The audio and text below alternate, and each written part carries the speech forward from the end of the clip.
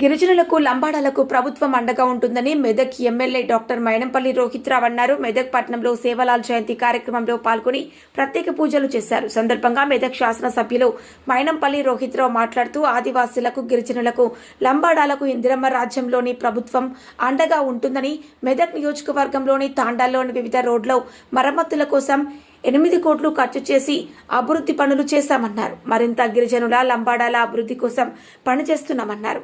లంబాడాల వేషధారణలో విద్యార్థుల సాంస్కృతిక కార్యక్రమాలు అలరించాయి. కార్యక్రమంలో RDO Ramadevi, municipal chairman Kanugula Radhika Bhupathiraj, vice chairman Donthi Naresh Goud, గిరిజన సంక్షేమ అధికారి నీలిమ, కల్కి మహారాజ్, భిక్షు మహారాజ్, కౌన్సిలర్ సంధ్యా, చంద్రం, గోపాల్ నాయక్, కిషన్, దేవుల ఫీరాలాల్, అశోక్, సీను నాయక్, రవీందర్ తదితరులు పాల్గొన్నారు. దృశ్యం న్యూస్ ప్రతినిధి సిల్వర్ రాజేష్, మెదక్ జిల్లా. హృదయపూర్వక నమస్కారాలు. అదేవిధంగా సేవాలాల్ జయంతి శుభాకాంక్షలు తెలియజేసుకుంటా ఉన్నారు. మరి మీకు తెలుసు, ఎప్పుడు కూడా బంజారాలకు, గిరిజనులకు అండగా ఉన్న ప్రభుత్వం కాంగ్రెస్ ప్రభుత్వం, ఇందిరమ్మ రాజ్యం. మనకి రిజర్వేషన్లు కూడా ఇంతకు ముందు మన ఇందిరాగాంధీ గారే కల్పించి ఈ విషయం మీరు గుర్తుపెట్టుకోవాలని చెప్పి తెలియజేసుకుంటా ఉన్నా.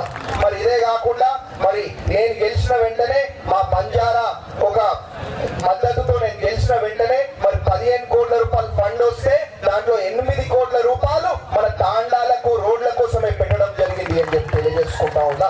కాబట్టి ఇదే కాదు, భవిష్యత్తులో ప్రతి తాండా కూడా అభివృద్ధి చెందే విధంగా, ప్రతి పూర్తి బంజారా సమాజం కూడా అభివృద్ధి చెందే విధంగా మేము పనిచేస్తామని చెప్పి మీతో పాటు ప్రత్యేక ధన్యవాదములు.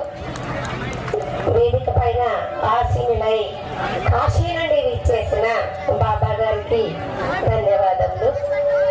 వేదిక పైన అలంకరించిన మెదక్ పట్టణ మహోన్నత వ్యక్తులకి, కార్యక్రమంలో విచ్చేసినటువంటి యువకులకి, పెద్దలకి, పిల్లలకి అందరికీ